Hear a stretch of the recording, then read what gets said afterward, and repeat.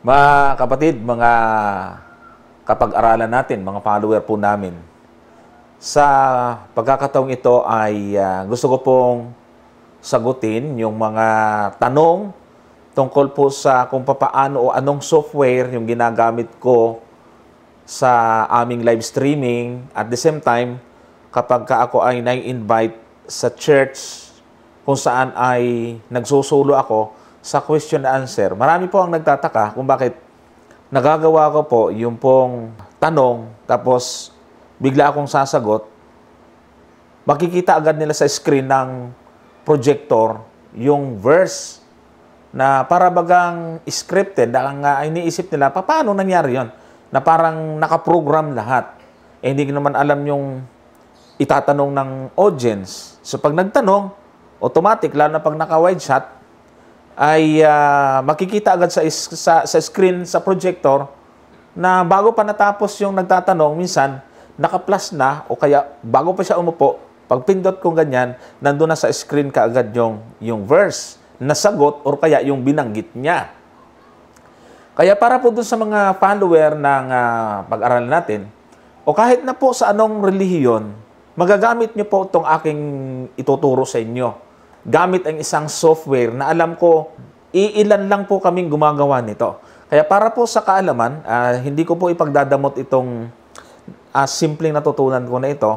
Makakatulong po ito, anuman ang iyong sikta o kung anuman ang iyong kinaaniban, gamit na gamit nito, lalo na sa mga preacher, pastor, layman, kahit na po yung mga ordinaryong miyembro na mayroong advocacy na magturo ng Bible. Kasi ganito yon, nasa ika nga ay makabagong teknolohiya na tayo. Alam nyo, marami sa mga nagtuturo ng Bible na talaga namang bago nauso yung computer, mano-mano ginagamit natin ito. At alam ko, at natutunan ko din ito sa mga matatandang mga layman, na pag may sarili tayong Bible, pag hindi yun ang ginamit natin, naku, hirap tayo. Kasi nasanay na tayo kung saang bahagi ng Bible yung nabasa natin, minamarkingan natin yan. At kapag kasarili nating Biblia ang ating hawak, hindi tayo nalilito. Madali po natin nahahanap ng talata. Pag nalalimutan po natin anong kapitulo, na basta naalala natin kung anong aklat yon at anong verse yun, minsan pag hinanap mo ng ganun, palibhasa alam mo, bandang ditong part, banda rito, o kaya banda rito. So, minarkingan, madaling mahanap. Ngayon, ang ginagawa mo nung hindi pa uso ang computer ay tad-tadho ng marking yung mga verses sa Bible. Makikita po natin na ginuguhitan, kinukulayan. Tapos, may mga verses doon, may mga notes para ma-remind tayo kung paano pinag-aralan natin yung talata. So usually, mayroon talaga tayong guide. Halimbawa, ang topic natin tungkol sa prayer, may mga talata na pagdudugtong-dugtungin natin, may kinalaman sa prayer. Yan yung topical na tinatawag.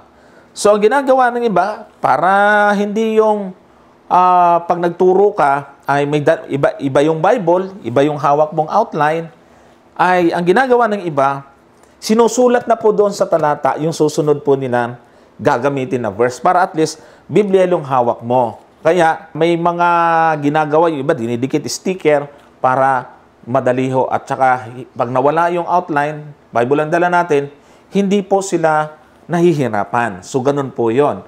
Ngayon, dahil andito na tayo sa pag-angat ng teknolohiya, ay usong-uso ng computer, projector, PowerPoint presentation, ituturo ko po sa inyo ngayon kung paano po na kahit wala kang PowerPoint, wala kang prepare na presentation, sa on-the-spot na question and answer, kahit mag-isa ka lang, kayang-kaya mong gawin, kayang-kaya mong makapag-present at makasagot sa mga nagtatanong sa iyo na agad-agad ay makikita sa screen ng projector yung mga talata na para siyang scripted pero ang totoo ay hindi naman.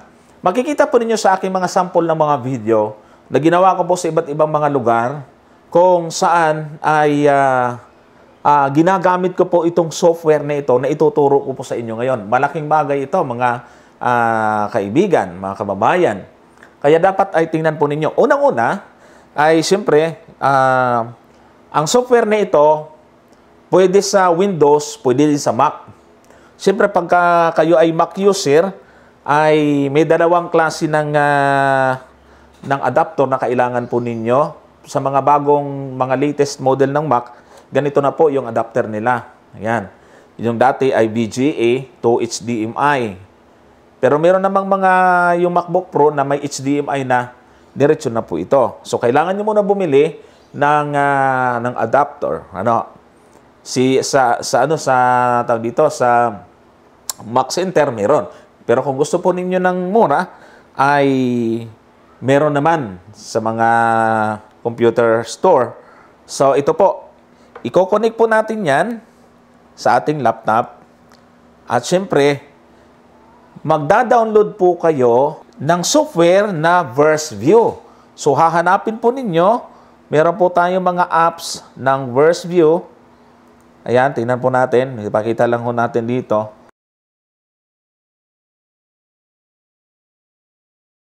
Meron na po mga, mamimili lang po kayo kung saan sa Windows po ninyo or kaya for Mac. Yan, VerseView, Bible and Song Presentation Software. Ayan po. So, hanapin lang po ninyo yung, yung free download for Windows version. So, hanapin lang po ninyo yung para do sa Mac. So, pagka i-download lang po ninyo yan, then i-install. Tapos ay meron na kaagad siyang automatic na naka-install na King James Version. So, hanapin lang po ninyo yung Tagalog, pagkatapos ay install po ninyo. Ang VerseView ay limited lang po yung kanyang yung kanyang version. Buksan po natin. Ito po yung aking na-download na VerseView sa computer po natin. Open po natin. So, limited lang po yung kanyang version. Ayan. Para makita po ninyo dito, ayan, Tagalog ho ito. Tapos ay makikita po ninyo dito yung mag-a-add kayo ng version. Ayan, magda-download kayo dyan. Tapos, ayan. Ito lang po yung available. Ito lang po yung dinownload ko po na version dito. Yan. Tagalog, may Greek. Wala lang po yung katulad ng ibang mga version, ng katulad ng eSword, limited pa siya. Sana ay sa sumunod na pagkakataon ay dumami pa. At sa ngayon ay mas gamit po yung Tagalog, yung lumang Tagalog ang Biblia. Ito po yan. Tingnan po ninyo ha. Ito, pagkikita po ninyo dito, pagka halimbawa yung Genesis chapter 1, verse 2, pag clinic po ninyo itong verse 2, automatic, makikita ninyo, mag-a-appear na doon sa screen. Ngayon, yung screen na yan ay, sinadya namin, gumawa ng screen na sarili. Dahil dito po ay meron pong mga graphics na makikita nyo, makakapamili po kayo dito kung ano ang gusto po ninyong gamiting screen. So, sa walibhasa, kami ay meron kaming gustong screen background, ay ito po, dinagdag po namin ito. Ito yung ginagamit po namin ngayon. So, pipindutin nyo lang, select nyan. Pagkatapos ay add, ayan po, change color, pati font, pwede nyo palitan. Ayan po, pwede kayong gumamit ng background na solid color, gradient, tsaka still background. Meron din po kasing moving na background na pwedeng gamitin. At pwede rin maglagay ng logo. Para pag present, para siyang nakaka-PowerPoint. Marami ang nagtataka sa aking experience, mga kaibigan. Alam nyo, usually kasi ganito, mga kababayan, no? Yung mga speaker, yung mga preacher, ang dami talaga nilang crew na kailangan. Merong nakatago na nag-ooperate ng computer, na pag binanggit ng speaker yung talata, hindi kagad niya babasahin kasi hinahanap yan ng mga operator or kaya ay mga IT nila. Pero maraming mga screen sa harap nila. Katulad po ng dating daan, naka-attend po ako sa kanilang exposition at sa studio po nila, napakaraming monitor ho doon sa harap. Meron mga nag-ooperate niyan. Habang may nagtatanong, siyempre sa paulit-ulit ay meron na pong mag-ooperate dyan, magpa-plus na yun doon sa screen. Kaya, ang gagawin, mamimili na lang yung speaker, si Brad Eli, kung ano yung babasahin niya. Ngayon, dito sa akin itinuturo sa inyo, kahit mag-isa ka lang, pwedeng-pwede mong gawin yon. Yan. Kaya, hindi mo kailangan ng maraming tao. Ang kailangan mo na siguro, cameraman. Ibig sabihin, kayang-kaya mo pati yung sarili po ninyong presentation, sarili po ninyong diskarte, magagawa po ninyo. Kaya dito, tingnan po ninyo, pag lumipat ka, scroll lang ninyo ito. Kung halimbawa, Lucas 23, ganyan, kinitin mo, dito na yung verse, mga verses, 54, kunyari, ito, 54 hanggang 56, yan, mamimili ka lang dyan. Pag pinindot mo, mag-a-appear na kaagad doon sa screen. So, kitang-kita na kaagad siya. Ngayon, pwede mong, kung gusto mo ang gagamitin version ay English, so, punta ka lang dito sa Bible, tsaka select version. Pag pinindot mo ito, yung select version na to, papalitan mo lang itong primary version na kailangan mo. Pag pinindot mo, piliin mo itong King James. Pag click mo ng ganyan, save. So, mangyayari ay English na yung nandito. Pareho na siyang English. Pero, ang ginagawa ko, siyempre, makadalasan na ating program ay Tagalog. Kaya, ang primary ko ay Tagalog. Ang kagandahan nito, mga kapatid, mga kaibigan, ay makikita po natin dito, Tagalog ito, English ho dito. Ayan, kaya napakadali po na gamitin itong software na ito. Wala nga lang po siyang commentary. Just for ano lang talaga, para mai-project natin yung mga tanatang ginagamit po natin. So, tingnan po, ang isa pa sa kagandahan po nitong software na ito ay ito. Yung pinakita ko sa inyo na paggamit dito, na gumagamit tayo ng guide, nang ginagawa natin ay sinusulat natin dito, napakadaming, nakikita ko yung pinakalumang Bible ni Brother Eli Soriano. Halos warak-warak na talaga. Kita mo naman pagka nag-Bible study, nag-question answer siya, nakapatong yun. Lumang-luma na, talagang ang kapal-kapal na siguro kagagamit yon. Pero hindi pa rin niya pinapalitan. At sa mga preacher talaga, meron talaga silang mga Bible na ganon. Ako nga, meron ako lumang-lumang Bible. Kahit nabayaran sa akin ng 5,000, hindi ko ibibinta. Bakit? Ang dami ko ng research na may mga footnote, may mga note na po doon. Para pag-aralan po ninyo, para isa pa sa information na gusto kong ituro sa inyo, pag nagbasa kayo ng Bible, bawat verses dyan, meron kayo makikitang maliit na litra. Ibig sabihin, ang tawag dyan ay mga footnote, para may idea tayo, yung tinatawag na cross-reference.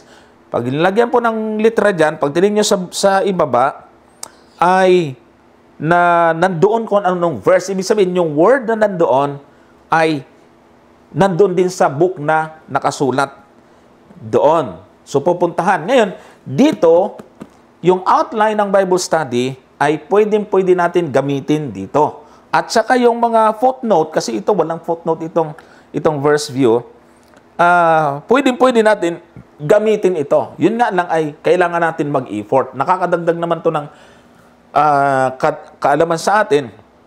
Kapag kasusundan natin yung mga ginagamit natin, yung mga common mga verses na ginagamit natin, ay pwede natin, makikita po ninyo ito. Yan. Ito, pag clinic po ninyo ito, mga kaibigan, ay pwede nyong isulat dito kung ano ang mga word na gusto nyong isulat, mga interpretation doon sa talata na yun, kahulugan, na bunga na inyong research, pwede po ninyo. Halimbawa, ganito po. Tingnan nyo to. Ang ipapakita ko sa inyo ay, ipapakita ko sample sa inyo, yung Book of Daniel. Yan, dito ay madali po ninyong mahanap yan. Kami nila, Brother Richard, at saka Evangelist Cesar Dizon, kung mapapansin po ninyo doon, mga kapatid, mga kaibigan, pag binanggit nila yung talata, mamaya-maya, pak! nandun na kagad sa screen kasi sinusundan ko kaagad sila. Lalo na pag binanggit nila yung book, chapter, tsaka verses, kailangan ay matalas yung memory mo. Then, pag pindot ko rito, agad-agad na makikita na sa screen. Sabay ipapasok naman ng ating director, yung ating technician. Second Kings 23:25. Sige, bago tayo magtapos, pabauna natin ito. At walang naging hari na gaya niya nauna sa kanya, na bumalik sa Panginoon ng buong puso niya, at ng buong kaluluwa niya, at ng buong kapangyarihan niya, ayon sa buong kautusan ni Moises. Ngayon, itong papakita ko po sa inyo na isa sa malaking tulong na magagawa po nitong verse view. Ito pong Daniel. Meron po isang nagtanong kasi sa akin tungkol sa Daniel. Medyo mahirap itong tanong na to. Papakita ko lang po sa inyo. Sa Daniel, ito makita mo, pinindot ng Daniel. Tapos chapter 12. Ito po, pag pinindot mo, mag-change na yung nasa projector. Tapos, 12. Ayan, chapter 12. Ngayon, tinanong po yan sa akin.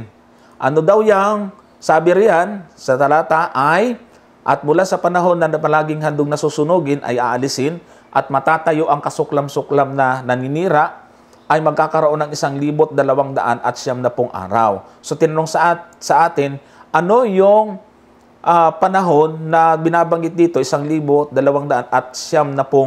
araw?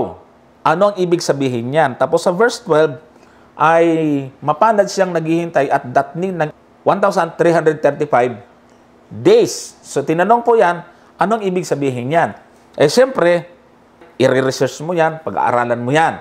Marami tayong mga dapat na pinag-aaralan sa Bible. Gagamitin natin yung tamang interpretation, so magre-research ka. Gagamitin ng mga Bible commentary, Bible dictionary, pwede rin gumamit ng mga encyclopedia. So, gagamitin mo na ngayon yon sa online research. Tapos gagawin mo, ilalagay mo sa Word docs. Tapos pwede mong i-copy-paste ngayon dito sa box na to, sa folder na to. Ayan po. So, tingnan nyo ha, mga kaibigan, verse 12, nakalagay po doon sa screen yan. Pero pag binuksan mo tong folder dito, ay hindi yung nakikita sa screen. So, i-paste mo ngayon dito, ka-copy-paste mo ngayon dito yung research. So, ito po yung aking paliwanag sa tanong tungkol po dyan sa numero na dyan, 1,260 at saka 1,335 days. Ginamit ko po yung magaling na historian at magaling sa prophecy, si William Shea, at pinaliwanag po niya dito kung ano yung panahon na binabanggit niyan. So, ginawa ko, kinapipaste sa akin ito. Pag dumating yung time na nandun ako sa isang church, tinanong ito sa akin, pag-click ko dito, babasahin. So, hindi ako nangihirapan. Pinapaliwanag ko ito na hindi ako nangangapa kasi bukod sa na-research ko na, may guide pa ako sa sinasabi po ng research na aking pinaste po dito sa box na to. Kaya, napakaganda at saka ang dami pong nagtataka talaga sa akin. Bakit ganon? Ang dami ko pong mga na-receive na mga question sa akin tungkol, Brother Johnson, ano yung software na ginagamit mo? Siyempre, hindi ko naman ma-explain sa kanila ng detalyado. At meron din akong alam na may gumagamit nito, hindi naman nagsishare ng kaalaman.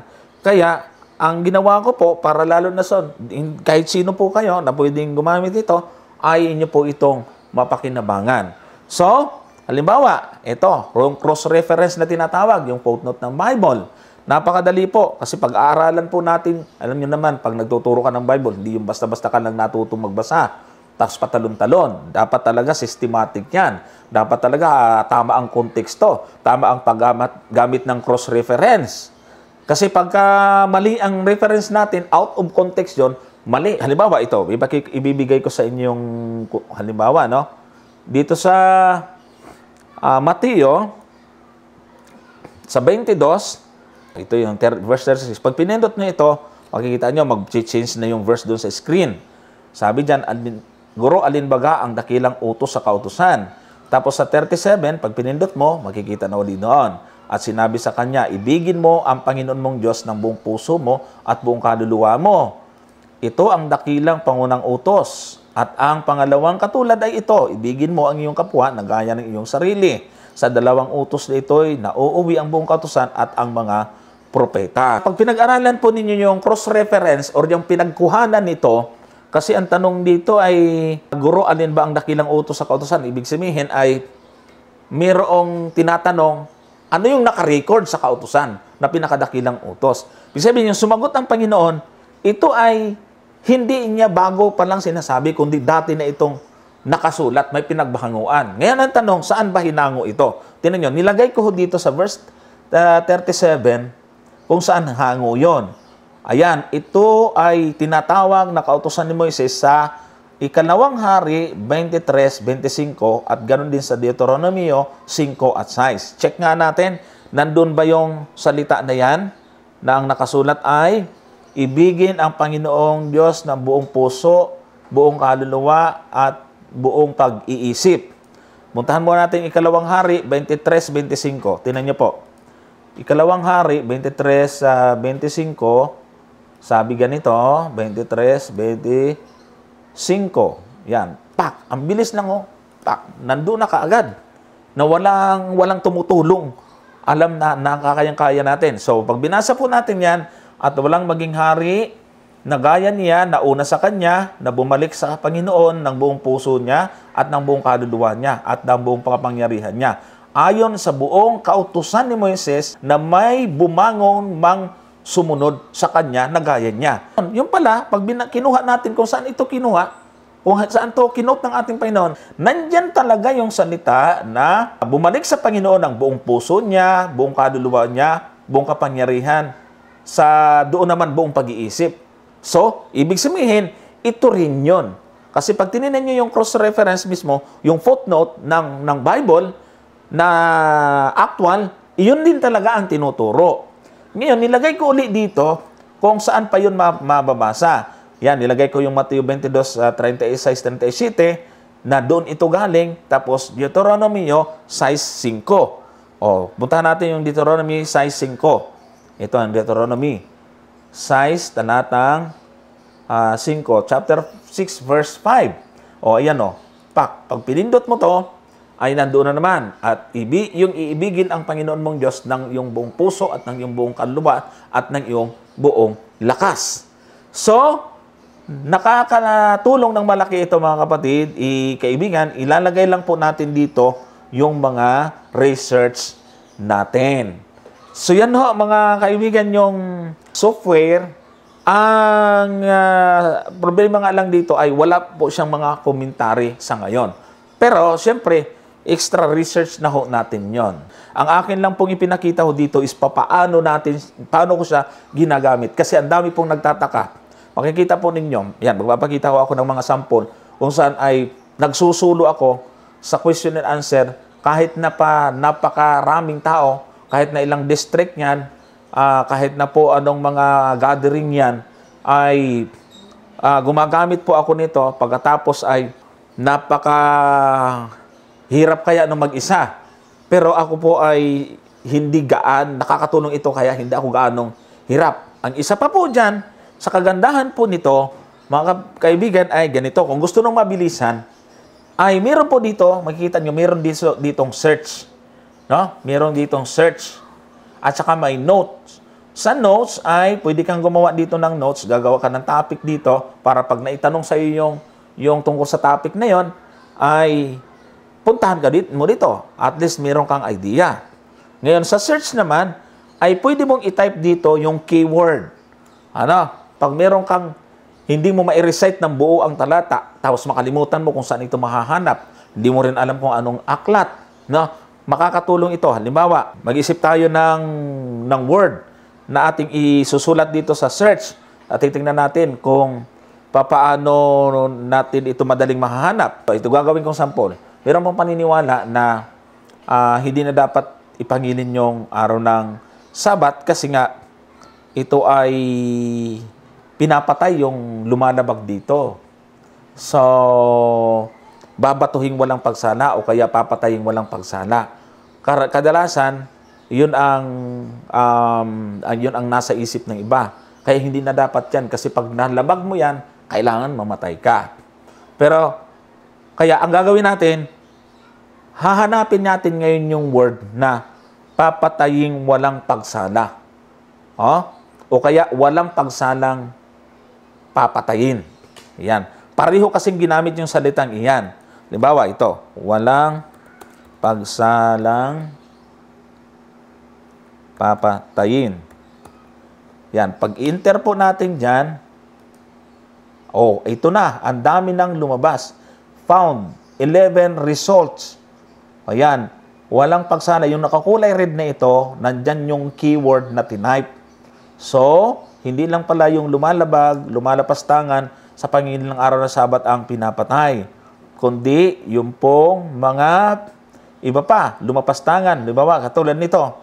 Leviticus 24:16, pati yung lumapas tangan sa pangalan ng Panginoon ay papataying. Walang pagsala. Walang pagsalang pagbabatuhanan siya. Ang kagandahan nito, kahit doon ka pumunta sa search, pag pinindot mo ito, yun din yung makikita doon sa screen. Kaya napakadali mga kaibigan na makita na kaagad, mamimili lang tayo kung anong talata ang ating gagamitin doon sa yon. At makikita po din natin na napakarami palang talata na binabanggit po na ganun, mamamatay. Hindi lang isang kautusan ang nananabag para patayin siya. Limawa, ito, Sabat. Ayan. So, pag search natin yung Sabat, ang dami po nito. 144 result. Yung word na Sabat. Yan, 1, 2, ito, dami Yan dami-dami po mga talata niyan tungkol sa Sabat. Yan, may next pa. Ini-next lang yan. Ngayon, kung alam mo, kung anong aklat ngayon, yung hindi mo matandaan kung anong chapter at verse, hahanapin mo lang. Halimbawa ito, nakalagay dito, Sabat, tapos pipili ka lang. Halimbawa sa aklat ng Gawa. Doon ka lang magre-research kung saan yung word na Sabat na nandoon. So meron pong 9 result for Sabbath. Dito sa Book of Acts only. Sa aklat ng Gawa lamang. Ayan. At kunyari naman ay sa aklat ng Juan. Ayan. So, meron naman siyang siyam din. Puro sa aklat ng Juan lang yan. Sa Lucas. Kunyari, Luke. Ayan. Meron namang 17 na word na Sabat doon sa Book of Luke. Tapos, sa Mark naman, ay search yan. Yan. 10. Meron namang 10 results for Sabbath sa Book of Mark. At kung sa Matthew naman, ay ito, search, meron namang 9. Yan po. So, ibig sabihin, kitang-kita natin kung kagaano siya kadali. So, pag may hinahanap kang word, keyword lang, ilagay mo sa search, at i-enter, yan na ho yun. Tapos, babalik ka lang po doon sa verse para doon sa mga kabisado mo namang mga verse at mga book of the Bible. Ayan. So, ganun lang po siya kadali, mga kapatid, mga kaibigan.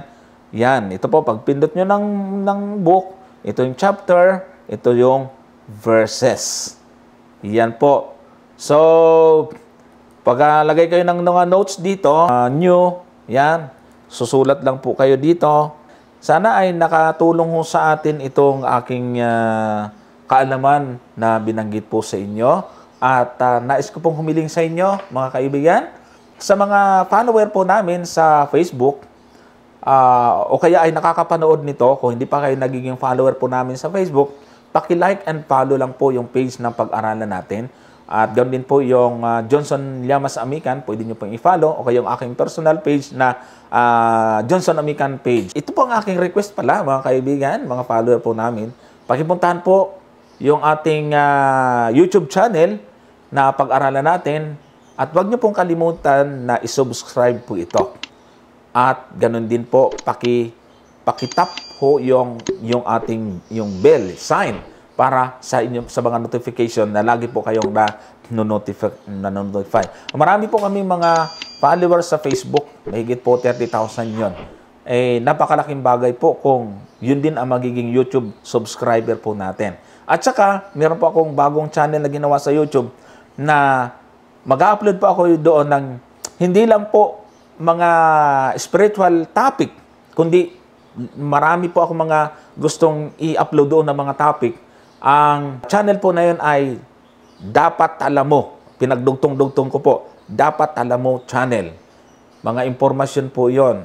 Kasama na po din yung mga travel, mga na-encounter po naming mga problema sa daan, yung mga aksidente, mga news, o kung ano-ano mga impormasyon, mga magagandang lugar, pati yung mga moral lesson na matututunan po natin, agricultural, yung mga pagtatanim, yung mga na-experience po namin sa amin pong pupunta sa probinsya, yung pangingisda, at kung ano-ano pa. Sana po ay inyo rin pong i-subscribe ang channel na iyon kasi marami po tayong mga ilalagay po doon na mga video clip, mga short video clip na may malaking matututunang leksyon ang mga kabataan, mga magulang at lahat po tayo.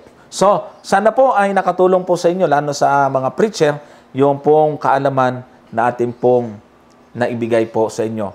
Gamit po itong tinatawag po nating Verse View software. So, sa ngayon ay papaalam po muna ako at abangan po ninyo ang susunod ko pong tutorial na isusunod at gagawin po natin yung mga mga Bible trivia.